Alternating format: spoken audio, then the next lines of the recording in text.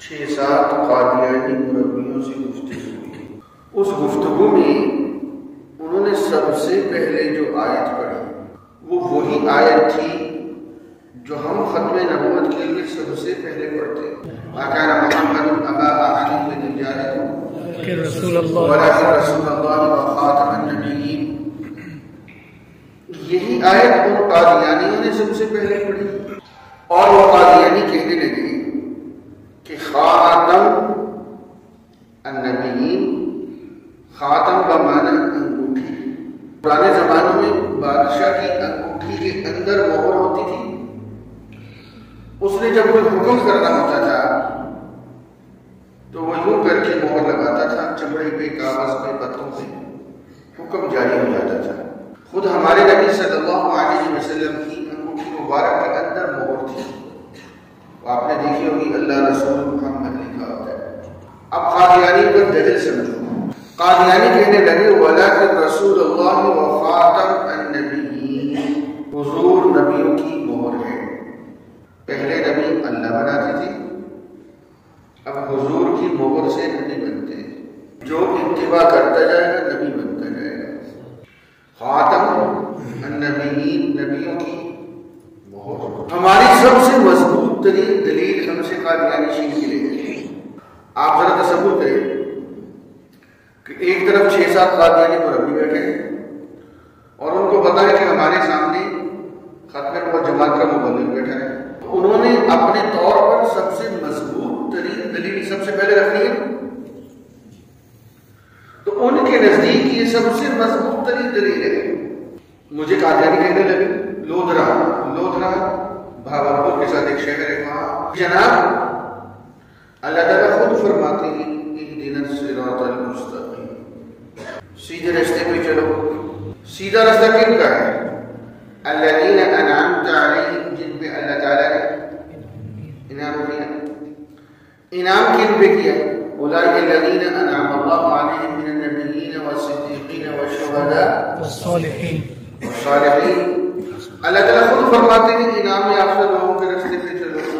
تو قادیانی کہنے لگے صدیق کے راستے پہ چلنے سے انسان صدیق بن سکتا ہے، شہید کے راستے پہ چلنے سے انسان شہید بن سکتا ہے، صالح کے راستے پہ چلنے سے انسان صالح بن سکتا ہے، تو نبی کے راستے پہ چلنے سے نبی کیوں نہیں بن سکتا؟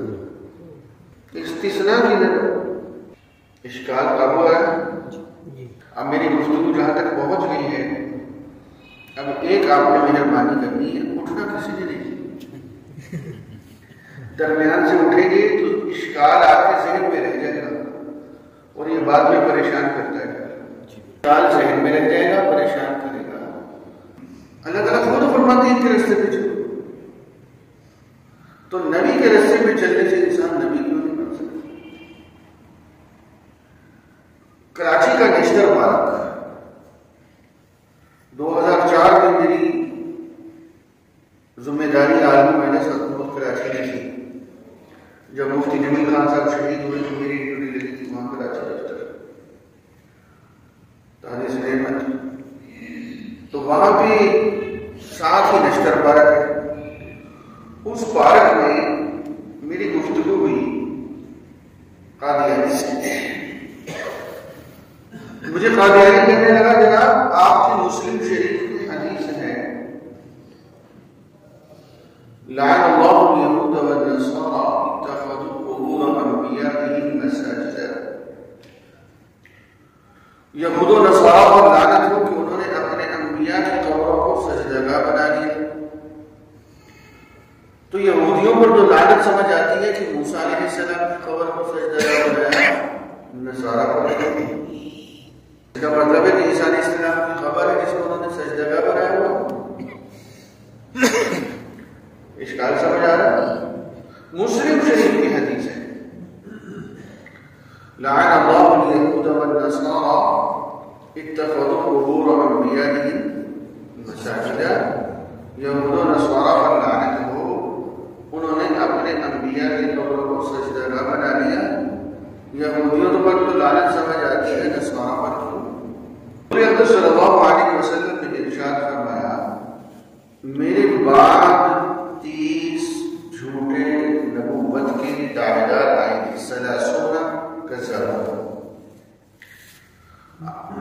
فرمایا دجالون. جب کذابون فرمایا تو یہ کافی نہیں تھا کہ میرے پاس جو بھی آگے جھوٹا ہے بولے کافی تھا کہ نہیں؟ کوئی کتنا حسین و جمیل آ جائے تو کتنا بڑا عمر قبیلہ والا بہادر شخص آ جائے نبوت کا دعویٰ کرے ہم مانیں گے نہیں. اللہ کے نبی نے اس میں اکتفا نہیں فرمایا. آپ علیہ السلام نے فرمایا دجالون وہ دجل کریں گے. کیا کریں گے؟ دجل کس کو کہتے ہیں؟ دجل کہتے ہیں جب حق اور باطل کو آپس میں یوں ملا دیا جائے پتہ ہی نہ چلے حق کیا ہے اور باطل کیا ہے، جھوٹ کیا ہے اور سچ کیا ہے، پتہ ہی نہ چلے. یہ حضور صلی اللہ علیہ وسلم نے 30 نبوت کے جو جھوٹے دعوے دار ہیں ان کا طریقہ واردات بتا دیا. کیا کریں گے؟ دجل کریں گے. اب مثال دیتا ہوں. مسلمہ کی اذان ہوتی تھی اشہد ان محمد رسول اللہ، یہ دجل ہے. اس نے اذان نہیں بدلی. کیوں؟ اشہد ان محمد رسول اللہ. سادہ لوگ جب اذان سنتے تو وہ کہتے کہ صحابہ کرام مسلمہ سے جنگ کیوں لڑ رہا ہے، کیوں لڑ رہے ہیں؟ اذان تو ہمارے نبی بھی دے رہا ہے. یہ دجل ہے.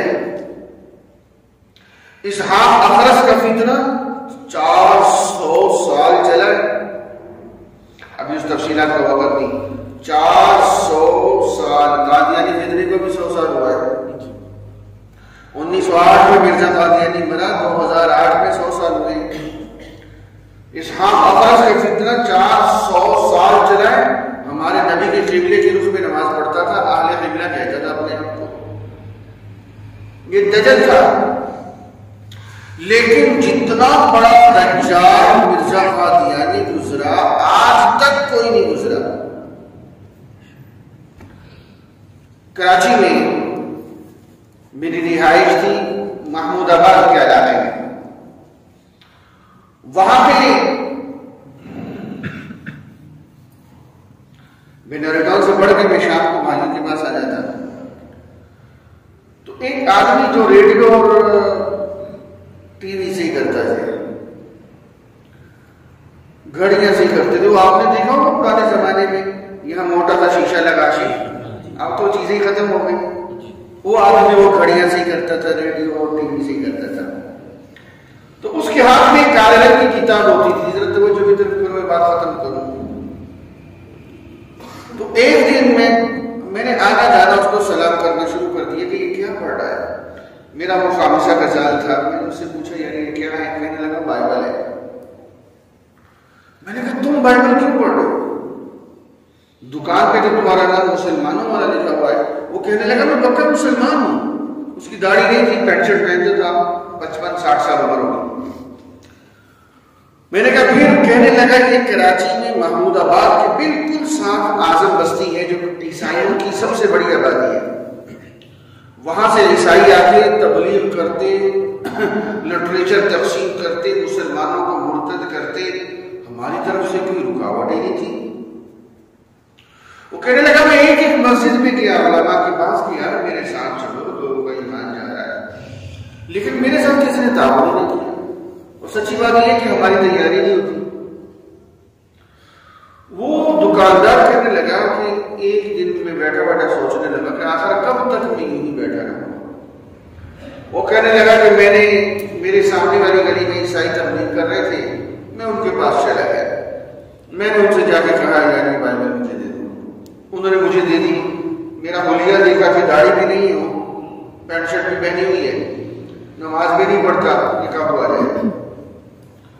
وہ ٹی وی صحیح کرنے والا کہتا ہے کہ میں ساری رات بیٹھا اس بائبل کو دیکھتا رہا.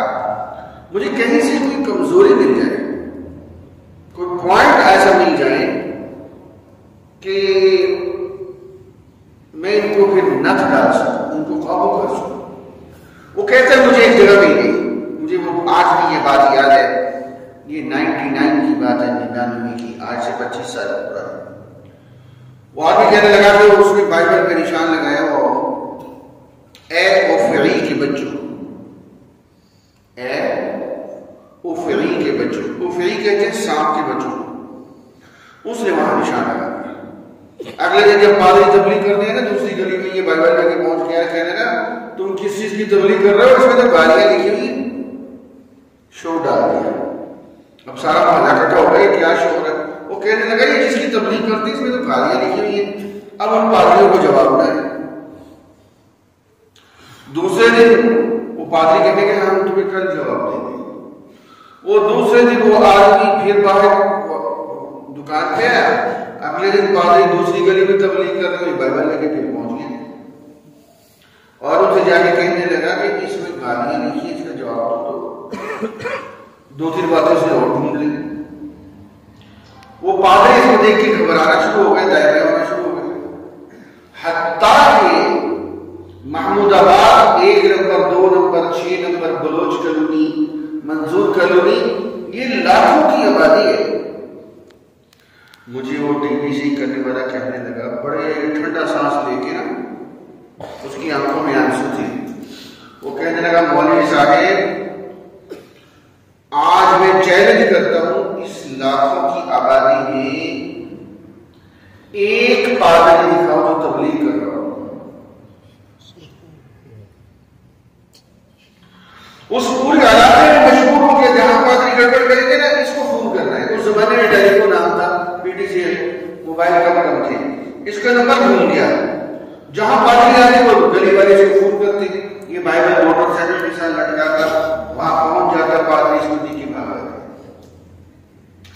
جو میں عرض کرنا چاہ رہا ہوں، اللہ کی قسم میں اپنی فکر آپ کو دینا چاہ رہا ہوں، ایک بندے کی وجہ سے عالم نہیں تھا، نمازی نہیں تھا، پڑھا لکھا نہیں تھا، لیکن ادھر گڑن تھی، اردو میں کہتے ہیں گڑن، فکر۔ ایک آدمی کی فکر کی وجہ سے لاکھوں مسلمانوں کا ایمان بچا ہوا تھا۔ اس نے مجھے بائبل دی، خام صاحب کہنے لگا مولوی صاحب آپ پہلے آدمی ہو جنہوں نے توجہ سے ہماری بات کو لیا ہے، یہ بائبل آپ دیکھیں۔ وہ بائبل آج بھی میرے پاس موجود ہے، اس کے والی پھر تعلیم میں پورے پاکستان میں بائبل پڑھاتا ہوں، بائبل کیا ہے، بائبل سے اسلام کی دعوت کیسے دینی ہے۔ میرا یہ مجھے پتہ چلا یا تبلیغی جماعت والے ساتھی بھی اکٹھے ہوتے ہیں۔ رحیم ارمان سے ایک جماعت جا رہی تھی مغربی افریقہ، میں نے ان سے کہا یار 2 دن مجھے دے دو جانے سے پہلے۔ وہ 3-4 نوجوان آ رہے ہیں، میں نے 2-4 باتیں سکھا دی تھی بائبل میں، یہ بات نہیں ہے، یہ بات نہیں ہے۔ ان میں سے ایک نوجوان، اس کا نام ہے بادشاہ، وہ واپس آیا، کہنے لگا وہ جو آپ نے 2-4 باتیں سمجھائی تھی 41 عیسائیوں کو مسلمان کر کے، یہ سارا سوال اس کی دیوارے پہ جاتا ہے، اس کی فکر نام بھول گیا۔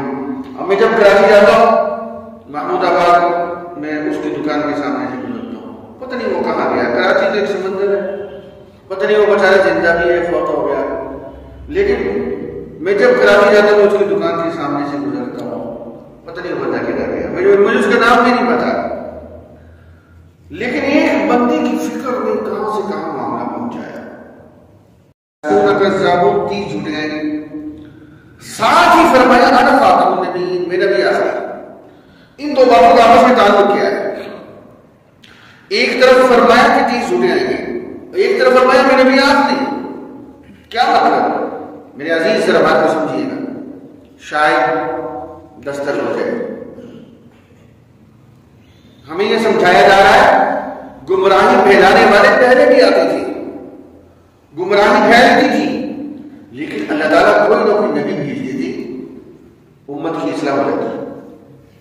اب گمراہی پھیلانے والے آئیں گے، ایک نہیں 30 آئیں گے، معمولی نہیں، نبوت کے دعوے دار آئیں گے، لیکن میں نبی آخری ہوں۔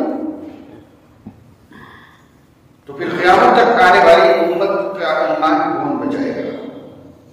تاجر، کسان یا انبیاء کے وارث؟ اور انبیاء کے وارث تیار نہیں ہے۔ میں آپ کی اللہ معاف فرمائے آپ پہ شک نہیں کر رہا کہ آپ دین کے میدان میں کام نہیں کر رہے، لیکن اس سے آپ 100% متفق ہے کہ یہ فتنوں کا زمانہ ہے۔ ہمارے جتنے بڑے بڑے علماء کی اولادیں فتنوں میں چلی گئی ہیں، میں نام لوں تو اپنے پیٹ ڈنگا ہوتا ہے۔ ہمارے اکابر کی اولادیں فتنوں میں جا رہی ہیں۔ وجہ میرا جملہ ہے جو میرا نہیں بڑوں کا ہے، جو آدمی فتنوں کے مقابلے کی تیاری نہیں کرے گا فتنے اس کے گھر میں گھس جائیں گے۔ آج ہم اس زمانے سے گزر رہے ہیں۔ اچھا پہلے کیا ہوتا تھا؟ حیات آباد یا سوابی کی کسی گلی میں کوئی قادیانی ہے، پورا محلہ جاتا تھا یار وہ تیرا بیٹا قادیانی کے ساتھ بیٹھتا ہے۔ اور اب کیا ہوتا ہے؟ اب ہر جیب میں قادیانی، ہر جیب میں منکر حدیث ہے، ہر جیب میں عیسائی ہے، ہر جیب میں کالے دل والے موجود ہیں۔ ہم کہاں کھڑے ہیں؟ آپ یقین کریں میں نے 5 روزہ کورس پڑھایا رحیم یار خان میں، خواجہ فرید یونیورسٹی ہے، 18,000 طلباء ہیں اس کے، جو اس کا بڑا تھا بی سی جس کو کہتے ہیں، اس نے نوٹس جاری کر دیے کہ جو اس کورس میں شریک نہیں ہوگا ہم دلی جاری نہیں کریں گے۔ انہوں نے پوری یونیورسٹی کو 5 حصوں میں تقسیم کر کے 6-6 12 کلاسیں میرے سامنے بٹھا دی اساتذہ سمیت، وہ ویڈیو موجود ہے۔ آخر میں جب میں ان طلباء کون جو یونیورسٹی کے ہیں، جو انتہا پہ ہیں، جنہوں نے اب نکل کے افسر بننا ہے، بڑے بڑے ملازمتوں پہ جانا ہے، میں نے جب ان سے کہا کہ اب آپ مجھ سے سوال کرو، آپ یقین کریں میں کن لفظوں میں آپ کی خدمت میں عرض کروں، نئی نسل 90% ہمارے ہاتھوں سے نکل چکی ہے۔ مان لیں ہم آج سے فکر مند ہو جائیں، نہیں تو 20 سال کے بعد ہم گل کے روئیں گے بیٹھ کے۔ میں اس موضوع کو چھیڑنا نہیں چاہتا، ہم بڑے خطرناک رخ پہ جا رہے ہیں، ہماری نسلوں سے مذہبیت کا رنگ توڑا جا رہا ہے، کھرچا جا رہا ہے، اور ہم سو رہے ہیں۔ بہت خطرناک رخ پہ ہم چل پڑے۔ میرے ممبر و محراب سے عقیدے کی گفتگو نہیں ہو رہی۔ انجینئر مرزا اکیلا بیٹھا ہے، میرے کالج کا 80% نوجوان اس نے گمراہ کر دیا اور بھونکتا ہے، اور اس کا طریقہ واردات کیا ہے؟ یہ دیکھو میں تمہیں قرآن دکھاتا ہوں اور تمہیں مولوی دکھاتے ہیں، دیکھو قرآن میں شراب حلال ہے۔ اب آپ اہل علم بیٹھے ہیں، قرآن مجید میں شراب کے متعلق 4 آیتیں ہیں، 3 میں شراب حلال ہے۔ شراب تو حرام ہوئی 2 ہجری میں۔ اب لا تقربوا الصلاة وأنتم سكارى تتخذون منه سكرا ورزقا حسنا فيه اسم كبير ومنافع للناس۔ شراب حلال ہے، ہم بھی مانتے ہیں بہت حلال تھی۔ اب 2 ہجری میں مکی زندگی میں شراب حرام نہیں تھی۔ اب یہ قرآن لے کے بیٹھا ہوتا ہے، سامنے 5-6 گنگرو بٹھائے ہوتے ہیں، اس نے بے علم قسم کے، یہ دیکھو میں تمہیں قرآن نہیں کہا ہوں، وہ تمہیں مولوی کی باتیں سناتے ہیں، فلاں رحمت اللہ کی باتیں سناتے ہیں۔ یہ اس کا طریقہ برباد ہے، اور ہم کیوں چپ ہیں؟ میرا مقتدی ہے اور وہ دوسروں کے ہاتھوں میں جا رہے ہیں، کیوں؟ ہم انبیاء کے اگر وارث ہیں تو وراثت کا حق تو ادا کرنا پڑے گا۔ یہ وہ درد تھا جو میں کس عرض کرنا چاہ رہا تھا۔ میرے محلے کا نوجوان وہ انجینئر مرزے سے متاثر ہو، وہ غامدی سے متاثر ہو، وہ غلط فتنے کا شکار ہو جائے، وہ قادیانیت کا شکار ہو جائے۔ ابھی کچھ عرصہ پہلے ہمارے رحیم یار خان میں جدی پشتی پکے مسلمانوں کا بچہ، خاندانی علمی گھرانے کا بچہ، وہ یونیورسٹی میں پڑھ رہا ہے اسلام آباد، کمیونسٹ ہو گیا، اور خدا کی ذات کا منکر ہو گیا۔ نعوذ باللہ واپس جا کے کہنے لگا رحیم یار خان میں کوئی خدا نہیں ہے، کوئی قبر حشر نہیں ہے، مولویوں کی باتیں، میں مر جاؤں تو پھینک دینے کوئی قبر نہیں ہے۔ اللہ کی شان کی وہ جوانی میں مر گیا۔ اب اس پورے گھرانے میں قیامت آ گئی۔ اتنا مرنے میں دکھ نہیں تھا جس طرح اس میں دکھ تھا کہ بغیر ایمان کے چلا گیا۔ اب جنازہ پڑھتے ہیں تو اپنا ایمان جاتا ہے، کیا کریں ان کو یہ سمجھ ہی نہیں آ رہی۔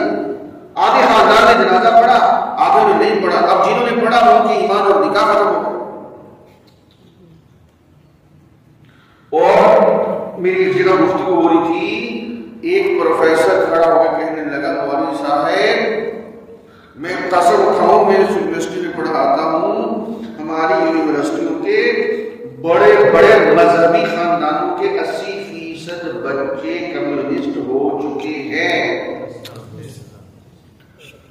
آپ کے جو کالج کی یونیورسٹیوں کے بچے ہیں نا جو اسلام آباد اور یہ اوپر کے درجے پہ جا رہے ہیں، ان کو چیک کرو۔ اور تحریش نعمت میں ایک بات، میرا پچھلا جو اسی یونیورسٹی میں ہوا، خواجہ فرید یونیورسٹی میں، مجھے پتہ چلا کہ اس کالج یونیورسٹی کے 45-47 طالب علم ان کو چائنا نے پڑھایا ہے، چائنیز زبان بھی سکھائی ہے، ان کو انجینئر بنایا ہے۔ اب وہ ان کو لے کے نائجیریا جا رہے ہیں، وہاں وہ بہت بڑا پلانٹ لگا رہے، کارخانہ بنا رہے چائنا والے، تو اس میں کھپت یہاں کے لوگوں کی ہوگی، جو ملازمتیں ہوگی۔ میں نے اس یونیورسٹی کے وی سی سے کہا یار میری 2 نشستیں طلباء سے کرا دو۔ نائجیریا میں عیسائی بھی بہت کام کر رہے ہیں، قادیانی بھی بہت کام کر رہے ہیں۔ وہ وی سی فکر مند ہو گئے، یار بات تمہاری ٹھیک ہے، پہلے سے انجیکشن لگ جائے تاکہ جراثیم چمٹے ہی نہ، ان کی ویکسینیشن پہلے ہو جائے۔ چھوٹے بچے کو پولیو کے قطرے پہ آتے ہیں نا کہ بڑا ہوگا خراب نہ ہو جائے۔ اب میرا یہ بدھ آ رہا ہے، آج جمعہ ہے، بدھ والے دن میرا 47 طلباء سے میری نشست طے ہو چکی ہے انشاءاللہ۔ وہ 2 گھنٹوں میں ہم نے ان کو عقائد سمجھانے ہیں، قادیانی فتنہ بتانا ہے، عیسائیوں کو دعوت اسلام کیسے دینی ہے، یہ ہم ان کو سمجھائیں گے۔ یہ آپ کی ذمہ داری ہے۔ یہاں پہ آپ سے گزرنے والا بچہ یونیورسٹی تک جاتا ہے۔ میں ایک جگہ جمعہ پڑھا رہا تھا، شیخ زید میڈیکل کالج، بہت بڑا کالج ہے، شیخ زید چوزمی کا پروگرام اس نے بنایا ہے، بہت بڑا سبتا ہے۔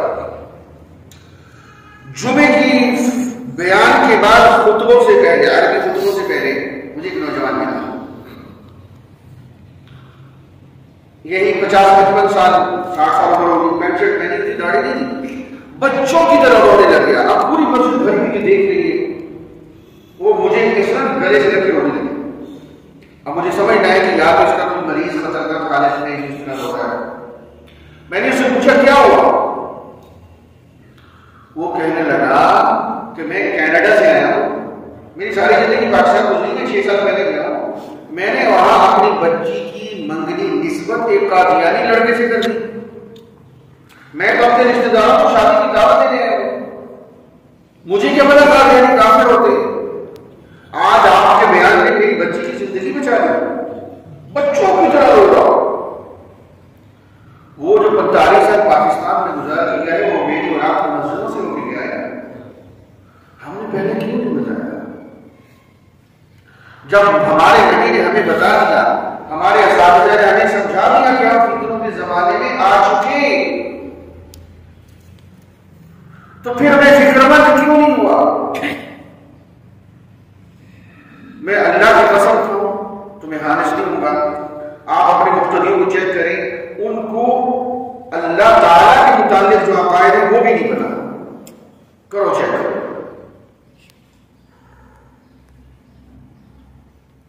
اللہ ایک ہے، آگے کچھ نہیں۔ میرا کاروبار کیسا ہے میں 1.5 گھنٹے سے بتاؤں گا۔ اللہ تعالیٰ کے متعلق کتنے نظریات ایسے ہیں جن کا جاننا فرض ہے، ماننا بعد کی بات ہے، نہیں پتا۔ یہ آج ہم جس جگہ کھڑے ہیں، آج ہم نے فکر نہ کی، ہماری آئندہ نسلیں ہمارے ہاتھوں میں نہیں۔ اس دن کے رونے سے پہلے آج ہم اپنی ذمہ داری سمجھی، ہمارے اعمال گنبد خزانہ میں پیش ہو گئے، کہیں ہماری سستی ہماری آخرت کو تباہ نہ کرے۔ معافی چاہتا ہوں، میرے بڑے بیٹھے ہیں سارے، میں درد دل میں پتہ نہیں کیا کچھ کہہ گیا۔ میں نے جو 2-3 اشکالات اٹھائے تھے وہ توڑ دوں، پھر دعا کر لیتے ہیں۔ صدیوں کی لغت کی کتابوں میں کوئی ایک لغت کی کتاب دکھاؤ، قاموس دکھاؤ، منجر دکھاؤ، تاج العروض دکھاؤ، کوئی دکھاؤ جس میں انہوں نے یہ مانا کیا کہ حضور کی موت سے نبی بن گئے۔ اب وہ خاموش ہے۔ پھر میں نے اسے کہا، مجھے کہنے لگے مولوی، مجھے کہنے لگے وہ قادیانی مولوی تو بتا اور کون سا معنی بن سکتا ہے؟ میں نے کہا تم سب لوگ، میں نے کہا دیکھو خاتم اس کا مادہ ہے خاتم، مادہ کیا؟ خاتم۔ میں نے کہا جہاں عربی زبان ہے نا ایک مفہوم لازمی پایا جائے گا، ایک مفہوم لازمی پایا جائے گا. کسی چیز غور سے سنیے گا، کسی چیز کو ایسے طریقے سے بند کر دینا، سیل کر دینا، بند کر دینا، سیل کر دینا، باہر سے کوئی چیز اس کے اندر جا نہ سکے، اندر سے چیز باہر آ نہ سکے، باہر سے چیز اس کے اندر سے چیز باہر آ نہ سکے. اچھا، مثال کے طور پہ ختم اللہ علی قلوبہم، ختم آ گیا نا مادہ. اب کیا معنی بنا؟ اللہ تعالیٰ فرماتے ہیں اس زمانے میں بعض کافروں کے متعلق ہم نے ان کے اوپر دلوں میں مہر لگا دی، ان کے دلوں کو بند کر دیا ہے. ختم. کیا مطلب؟ تم جتنا مرضی واعظ و نصیحت کر لو، اب باہر سے ایمان ان کے دلوں کے اندر جا نہیں سکتا، اندر سے کفر باہر آ نہیں سکتا. کب ہوئے گا؟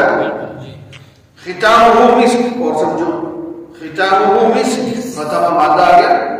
اللہ تعالیٰ فرماتے ہیں ہم نے جنتیوں کے لیے جو شراب بنائی ہے، جو جنتیوں کے لیے شراب بنائی ہے، اس کی جو سیل ہے،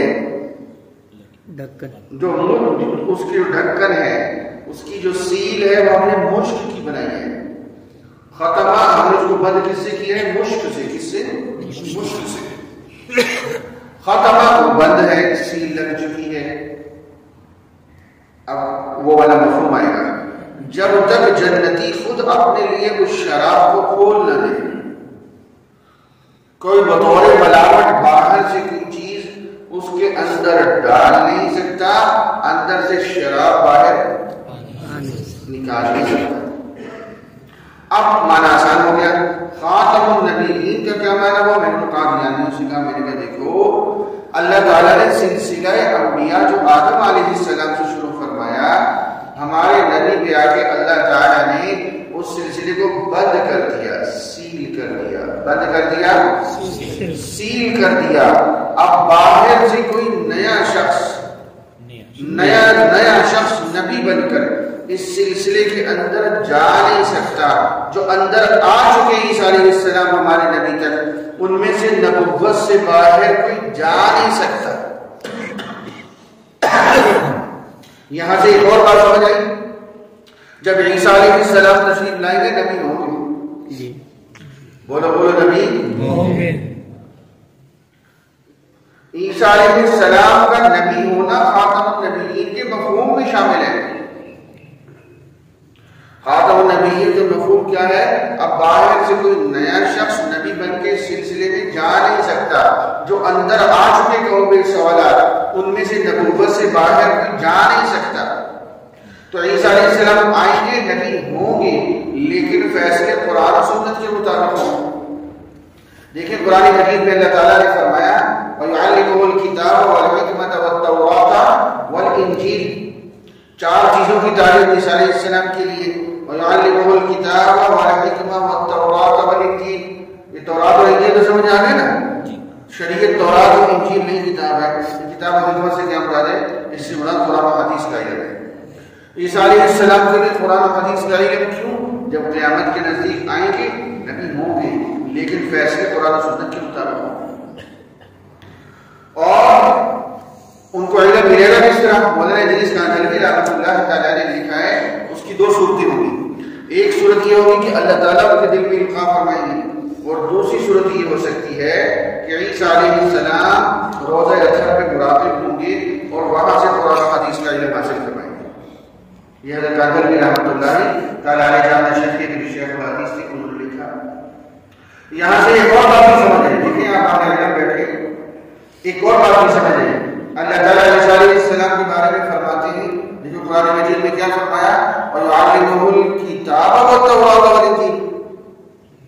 کیا فرمایا؟ يُعَلِّمُهُ الْكِتَابَ وَالْحِكْمَةَ. پتہ چلا سابقہ نبیوں پر وحی ایک طرح کی آتی تھی، ہمارے نبی پر وحی 2 طرح کی آتی تھی. ایک کو قرآن کہتے ہیں، ایک کو حدیث کہتے ہیں. اور قرآن و حدیث کا علم عیسیٰ علیہ السلام کے لیے، اور قرآن کہتا ہے عیسیٰ علیہ السلام کے بارے میں وَإِنَّهُ لَعِلْمٌ لِلسَّاعَةِ، یہ قیامت کی علامت ہے. قیامت کے نزدیک کہیں گے پتہ چلا قرآن و حدیث کا علم عیسیٰ علیہ السلام کے لیے ہے تو قیامت تک قرآن بھی محفوظ ہے، قیامت تک حدیث بھی محفوظ ہے. سبحان اللہ. قیامت تک قرآن بھی محفوظ ہے، قیامت تک حدیث بھی محفوظ ہے. اب خاتم النبیین کے مفہوم میں یہ بات آ گئی کہ عیسیٰ علیہ السلام آئیں گے تو نبی ہوں گے. میں نے ایک بہت بڑے مولوی صاحب کو جلسے میں بیان کرتے ہوئے سنا کہ جب عیسیٰ علیہ السلام آئیں گے تو نبی نہیں ہوں گے. میں نے ان کے بیان کے بعد ان کے سامنے ہاتھ جوڑے. میں نے کہا یہ کفر یا جملہ ہے جو آپ نے بولا ہے. پھر میں نے دلائل سے ان کو مسئلہ سمجھایا کہ آپ غلط فرما رہے ہیں. ایک اشکال ٹوٹ گیا. قادیانی کہتے ہیں حضور کی مہر سے نبی بنتے ہیں، ہم کہتے ہیں کہ حضور آخری نبی خاتم النبیین کا معنی. دوسرا اشکال کیا تھا؟ اہدنا الصراط المستقیم. اہدنا الصراط، سیدھے راستے پہ چلو. سیدھا راستہ کن کا؟ الذین انعمت علیہم، جن پہ انعام کیا اولئک الذین انعم اللہ علیہم من النبیین والصدیقین والشہداء والصالحین. تو قادیانی کہتے ہیں کہ جناب والا صدیق کے راستے پہ چلنے میں صدیق بن سکتا ہے، شہید کے راستے چلنے میں شہید بن سکتا ہے، تو نبی کے راستے پہ چلنے سے نبی کیوں نہیں بن سکتا؟ میں نے قادیانی سے کہا یہ تمہارا دجل ہے. میں نے کہا آیت پوری پڑھو جو آپ آگے پڑھ رہے ہیں. آیت اس طرح ذرا غور سے سنو، دجل کس کو کہتے ہیں؟ وَمَن يُطِعِ اللَّهَ وَرَسُولَهُ، جو اللہ اور اس کے رسول کی اطاعت کرے گا، وَأُولَٰئِكَ مَعَ الَّذِينَ أَنْعَمَ اللَّهُ عَلَيْهِم مِّنَ النَّبِيِّينَ، وہ جنت میں ان چار ہستیوں کے ساتھ ہوگا. آگے کیا ہے؟ وَحَسُنَ أُولَٰئِكَ، کیا یہ اچھی رفاقت ہوگی؟ کیا ہی اچھی رفاقت ہوگی؟ یہاں جنت کی رفاقت مراد ہے، وہ بننے کا تو یہاں ذکر ہی نہیں ہو رہا. نہیں دجل سمجھ آ رہا ہے؟ دیکھو دجل کس کو کہتے ہیں؟ یہ ریت کے اوپر کھڑا ہوتا ہے، جب تک وہ ٹوٹتا نہیں پریشان کرتا ہے، جب ٹوٹتا ہے تو اس کے پلے کچھ بھی نہیں ہوتا. دجل ہوا دھوکہ، فریب ہے. ایک اور میں نے آپ کے سامنے لعن اللہ الیہود والنصارى اتخذوا قبور انبیائہم مساجدا. یہود و نصارہ پر لعنت ہو، انہوں نے اپنے انبیاء کی قبروں کو سجدگاہ بنا لیا. یہودیوں پر لعنت سمجھ آتی ہے، نصارہ پر کیوں؟ یہی اشکال تھا نا. میرے استاد تھے، یہ جو نئی نسل علماء کی تیار ہو رہی ہے نا، آخری درجات کے جو علماء بیٹھے کو غور سے سنیں. میرے استاد تھے حضرت مولانا محمد امین صاحب الوقاڑی رحمۃ اللہ علیہ. علم کے سمندر تھے، جنہوں نے ان کی کتابیں نہیں پڑھی. میرا دل کرتا ہے کہ ان مدارس کے مرتبین سے کہوں ان کو دورے کی سرحد نہ دو. اس فتنے کے زمانے میں ان کی کتابیں پڑھنا فرض ہے. بڑے بڑے اکابر اعلان ہوتے تھے، وہاں سے جا کے گرفت کرتے تھے باطل کی، کہ اس کو پھر سانس لینے کا موقع نہیں دیتے تھے. اور حضرت لاہوری رحمۃ اللہ علیہ کی تربیت یافتہ تھے، بہت بڑے اولیاء اللہ میں سے تھے. وہ میرے استاد سے، اللہ ان کی قبر پہ کروڑوں رحمت نازل فرمائے. اب ان کی کتابیں ملتی ہیں، تجلیات صدق. خیر المدارس ملتان والوں نے ان کا نمبر چھاپا تھا الخیر کا، مولانا اکاڑویں نمبر. وہ بڑے طلباء سے اس کو پڑھ لیں تو بہت کچھ مل جائے گا. اردو زبان میں کمال چیز ہے، کمال. اب میں ان کی ایک مثال سناتا ہوں. یہی اشکال میں نے اپنے استادوں سے کیا. لعن اللہ الیہود والنصارى، مولانا اکاڑویں سے رحمۃ اللہ علیہ سے. میں پیچھے بیٹھے حضرت کے کندھے دبا رہا تھا اس وقت سے. تو جب میں نے سوال کیا تو حضرت نے نا ایسے گردن گھما کے میری طرف دیکھا، فرمانے لگا کہ تو بھی ایسے نکلا، تو بھی ایسے نکلا. میں نے کہا حضرت اشکال تو نظر آ رہا ہے. اب حضرت کے سمجھانے کا انداز دیکھو. حضرت فرمانے لگے کہ اس کی امتی ہوں. میں نے کہا حضرت محمد مصطفیٰ صلی اللہ علیہ وسلم